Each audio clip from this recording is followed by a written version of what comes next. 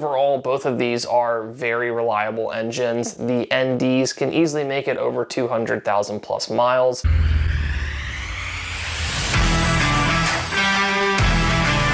Continuing on with our Miata series, today we're going to talk about common problems and overall reliability of the ND Mazda Miata, which made a big change by switching to Mazda's Skyactiv-G engine family. So the ND was released in 2016 with the 2.0 liter first version of their Skyactiv-G, also known as the ND1. And then in 2019, Mazda released a complete overhaul of this engine, which is known as the ND2, and has a number of material changes, especially to the internals of the engine. First off, I just want to talk a little bit about the ND1 versus the ND2.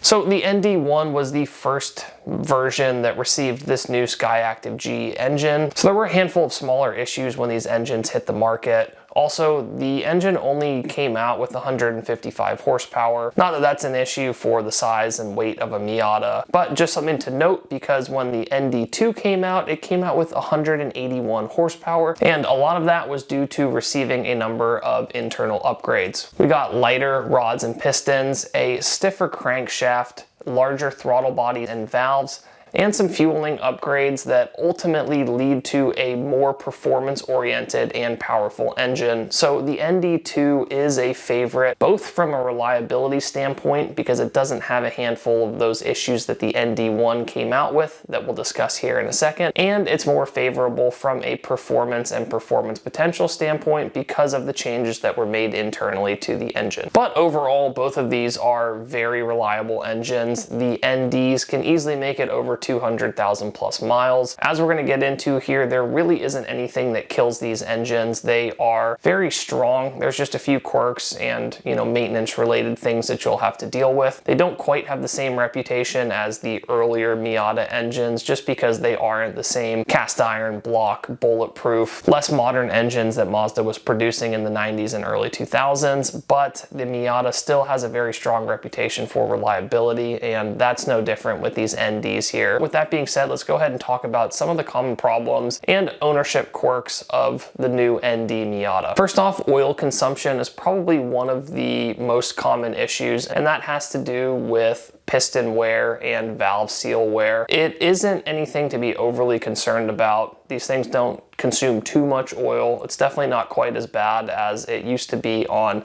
the NA and NB engines, but it is something to note that once you start getting to higher mileage, you start to get some piston wear, and that leads to oil consumption. And this is predominantly on the ND1s. The ND2s are designed a bit better because of the new pistons that they got, and so the ND2s don't have this issue quite as much, but overall not a big concern. You just need to be aware of oil levels in the ND1 engines. Second, there was a recall on the valve springs due to potential for valve spring failure on the ND1s. Fortunately, this was a recall. It was taken care of for free. It should have been done on most of these engines by now, but just a heads up, those are a relatively important component inside the engine, and so if you run into valve spring issues and it's not covered under this recall or under warranty, it could be rather expensive to fix. Third on this list is going to be another issue specific to the ND1s, and that's going to be the 6-speed transmission. The 6-speed in the ND1s is known to wear out the gears and the synchros in second and third, and so it has a handful of transmission related issues just from gear wear. On the ND2s, another big change in addition to the performance and the internals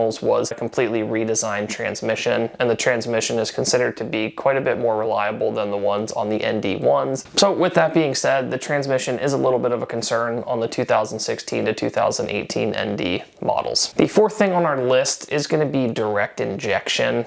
All of the NDs receive direct injection as part of the Skyactiv-G engine family. With direct injection, you have a number of issues. Probably the most notable is going to be carbon buildup. Carbon deposits form around the intake valves, and what they do is essentially over time, as these deposits build up inside the internals, you basically restrict the amount of air that can pass through the intake valves. So over time you have a very gradual decrease in performance, and Eventually, you'll need to go ahead and have those carbon deposits removed via a process called walnut blasting, just a quirk of direct injected vehicles. And then fifth thing on the list is going to come along with the direct injected nature as well. Any direct injected vehicle is going to put a lot more stress on the high pressure fuel pump and on the fuel injectors. These by no means are problems on the ND Miatas and the Skyactiv-G engines, but it's just something to note that once you start getting to higher mileage, it's a lot more common to run into issues with your injectors and with your high pressure fuel pump,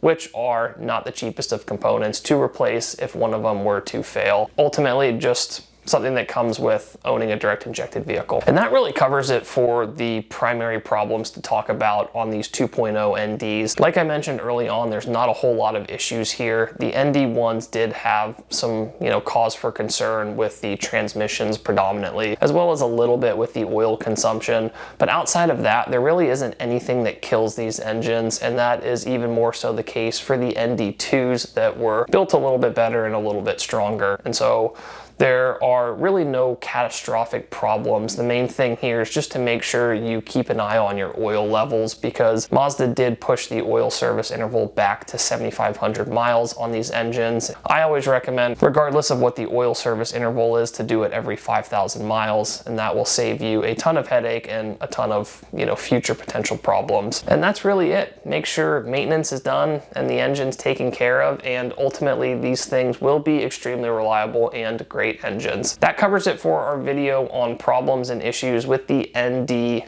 Miata. Go ahead and subscribe to our channel, click the like button, and follow along, as I will continue to do a bunch of videos on the Miata, as I'm an owner of one myself. And from here out, I'll probably go and start jumping into things like performance modifications and suspension upgrades. So go ahead and subscribe to our channel if you're interested in learning a little bit more about Miatas, especially from a performance standpoint.